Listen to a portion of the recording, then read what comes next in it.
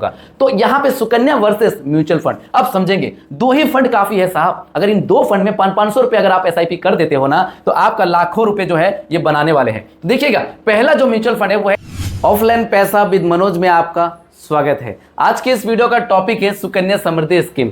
Full detail में जानने वाले हैं। जो भी व्यक्ति अपनी बच्ची के लिए सुकन्या समृद्धि स्कीम में पैसा इन्वेस्ट करना चाहते हो, 500 रुपये मंथली, 250 रुपये मंथली या फिर 1000 रुपये मंथली, तो आप इस वीडियो को देखिएगा। और अगर सुकन्या समृद्धि से कोई भी डाउट है तो इस वीडियो को देखने के बाद आपका डाउट क्लियर हो जाएगा।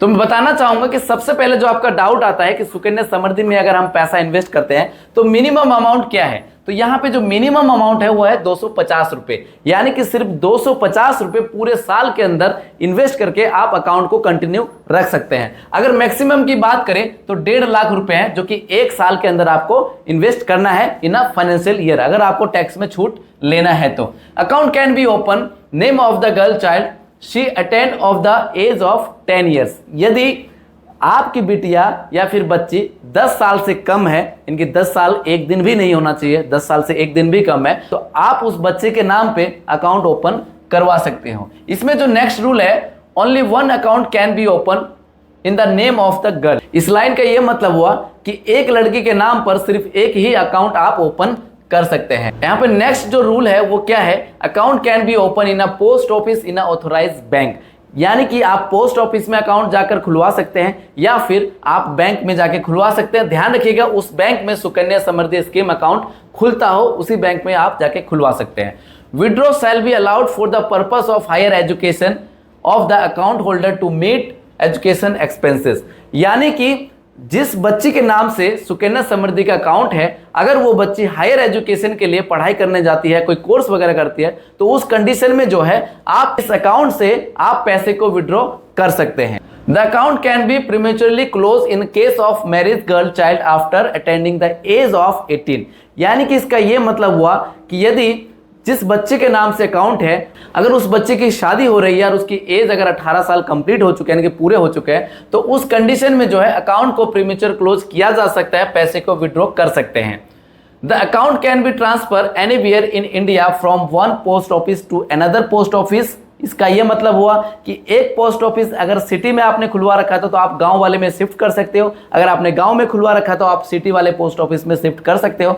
सेम उसी प्रकार से बैंक का भी है, एक बैंक से दूसरे बैंक में भी आप शिफ्ट कर सकते हो। आप आज की डेट से अगर आप बच्चे का अकाउंट ओपन करते हैं तो आज से लेके 21 साल के बाद ही आप अकाउंट को क्लोज कर पाएंगे, यानी कि आज से लेके 15 साल तक जो है उस अकाउंट में आप पैसे को इन्वेस्ट करेंगे। 6 साल का वेटिंग पीरियड होगा और जैसे 15 साल प्लस 6 साल वेट कर लेंगे, 21 साल के बाद उस अकाउंट को मैच्योर करवा के पैसे को आप ले सकते हैं। Deposit qualifies for the education under section 80C IT act, यानी कि जो भी आप डिपॉजिट करेंगे सेक्शन 80C के तहत आप इसको क्वालिफाई कर लेंगे, यानी कि इस आर्टिकल को आप जाके पढ़ भी सकते हैं।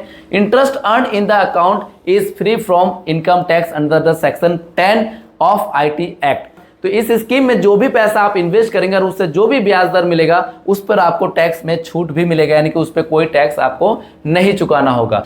अगर बात करें इंटरेस्ट रेट की, यानी कि जब से यह स्कीम लॉन्च हुआ था, अगर तब से बात करें इंटरेस्ट रेट की, तो यह पानीपत हरियाणा 2014 से जो है यह स्कीम लॉन्च हुआ था और तब से अब तक की बात करें तो 2014 से लेके 2015 तक इसकी जो इंटरेस्ट रेट रही थी वो 9.1% और 2016 में जो है 9.2% और 2017 में जो है 8.5%। तो ऐसे घटता बढ़ता गया। और अगर करंट की बात करें तो करंट में देख सकते हैं कि 30/9/2024 को 8.2%।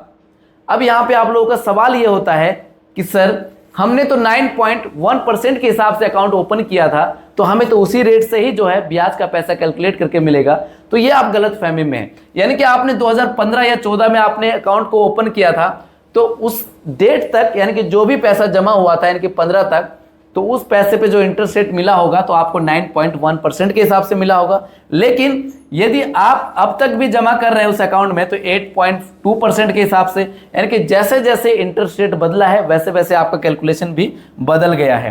तो इसको अगर समझ नहीं पाए तो कमेंट करके आप जरूर लिखना कि सर समझ में नहीं आया है, मैं दोबारा आपको कोशिश करूंगा समझाने की। अब यदि आप 500 रुपए से या फिर 250 रुपए से या फिर 1000 रुपए से आप इस स्कीम में पैसे को इन्वेस्ट करना चाहते हैं तो आपको 500 रुपए या फिर 1000 रुपए आपको बैंक में लेकर जाना है और कुछ बेसिक डॉक्यूमेंट आपको लेकर जाना है और पोस्ट ऑफिस में जाके भी आप खुलवा सकते हैं।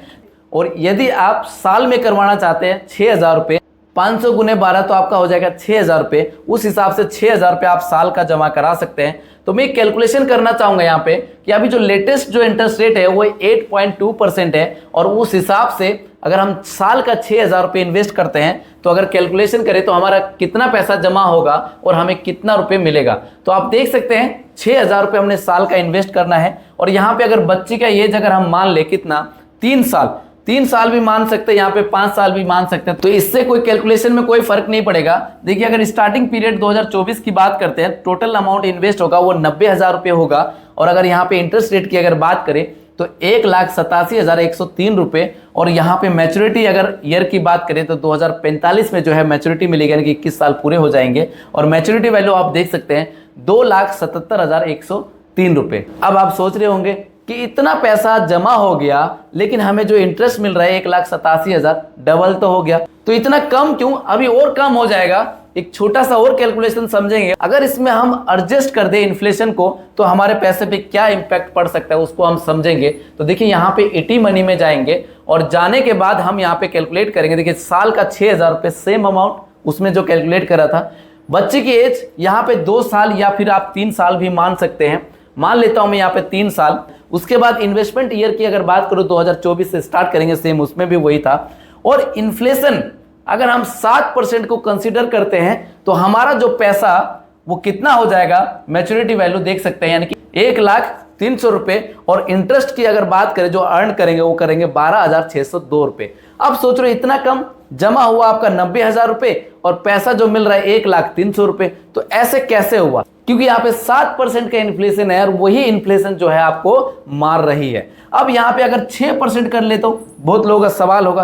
तो 6% के हिसाब से आप देख सकते हैं, यानी कि आपको जो पैसा मिलेगा 21 साल बाद आपकी बच्ची के नाम पर वो कितना मिलेगा, 1,17,000 रुपये। 4% के हिसाब से अमाउंट सेम इन्वेस्टमेंट होगा लेकिन यहाँ जो मिलेगा कितना मिलेगा, 1,55,000 रुपये। तो इस हिसाब से आपका इन्फ्लेशन लगने से पैसे की वैल्यू जो है वो घट जाती है। लेकिन यहां पे अगर पैसे की वैल्यू अगर हमें बढ़ाना हो तो फिर क्या करना होगा? तो यहां पे सुकन्या वर्सेस म्यूचुअल फंड। अब समझेंगे, 2 ही फंड काफी है साहब। अगर इन 2 फंड में 500 रुपए अगर आप एसआईपी कर देते हो ना तो आपका लाखों रुपए जो है ये बनाने वाले हैं। तो देखिएगा, पहला जो म्यूचुअल फंड है वो है एसबीआई कॉन्ट्रा फंड। अब बहुत लोग कहेंगे सर ये तो बड़े लोग पैसे इन्वेस्ट करते हैं, हम बच्चे के नाम से थोड़ी ना कर सकते हैं।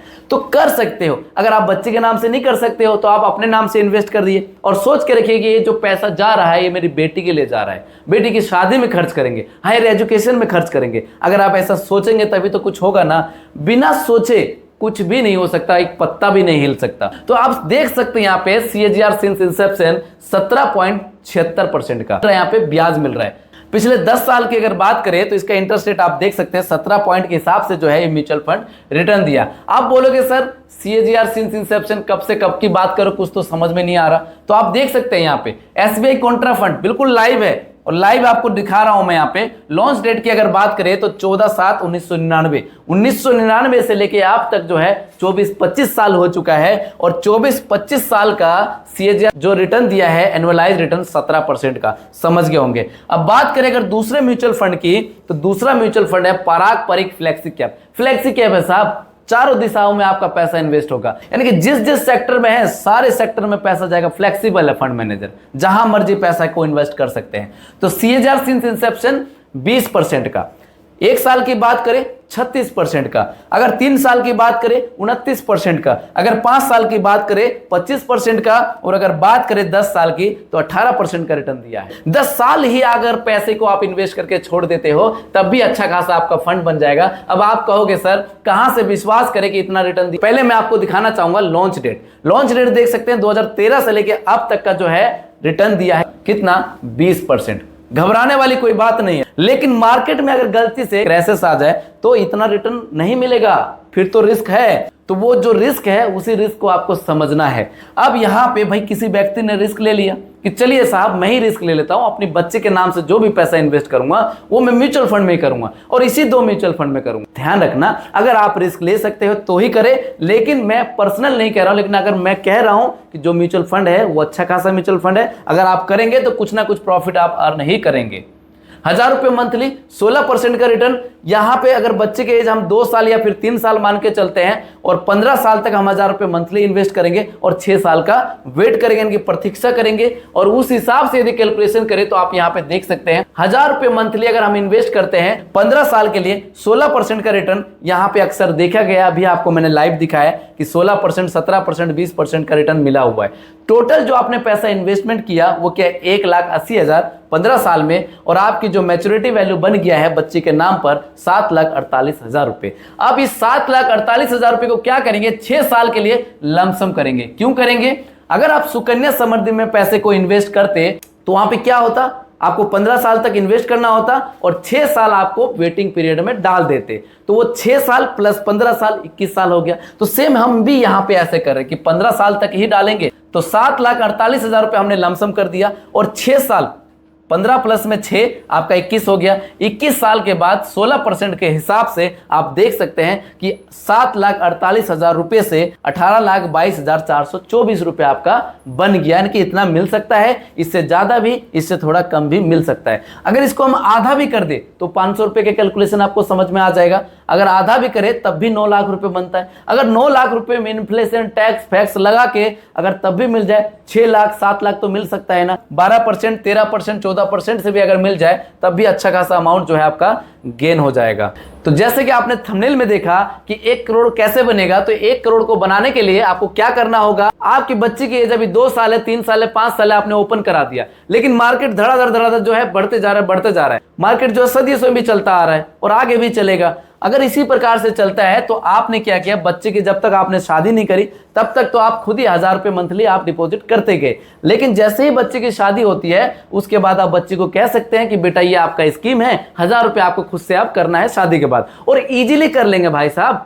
आजकल तो जो 1000 रुपए ना ऐसे ही खर्च कर देते हैं बच्चे बच्ची जो है ना, तो कर सकते हैं 1000 रुपए। और कब करना है, मंथली करना है। तो उस हिसाब से 35 साल तक अगर हम क्या करते हैं 1000 रुपए मंथली इन्वेस्ट करते हैं तो अब क्या होगा, ये कैलकुलेशन आप समझिएगा। यानी कि 1000 रुपए मंथली इन्वेस्ट करेंगे इस म्यूचुअल फंड में, 500 रुपए एक म्यूचुअल फंड में, 500 रुपए दूसरे म्यूचुअल फंड में। उस हिसाब से आप देख सकते हैं 35 साल का पीरियड रख लिया हमने यहाँ पे, क्योंकि बच्चे की जो एज है वो 3 साल 2 साल 5 साल भी हो सकता है, कम उम्र में करना है। 16% का एक्सपेक्टेड रिटर्न, और जैसे ही हम यहाँ पे कैलकुलेट पे क्लिक करेंगे उसके बाद हमें समझ में आएगा। देख सकते हैं यहाँ पे आप कि 1000 रुपए मंथली 35 साल के लिए 16% का रिटर्न, उस हिसाब से 4,20,000 रुपए आपका इन्वेस्ट होगा और पैसा जो बनेगा 1,97,29,779 रुपए। अब आप कहोगे सर रिस्क होगा, तो 1 करोड़ का फंड तो बन जाएगा ना। अगर 4,20,000 आपने इन्वेस्ट किया और उससे अगर आपका 1 करोड़ ही बन जाता है, क्योंकि इन्फ्लेशन जो भी वगैरह है अगर उसको माइनस करके 1 करोड़ भी बनता है तब भी इनफ है। करिए इन्वेस्टमेंट,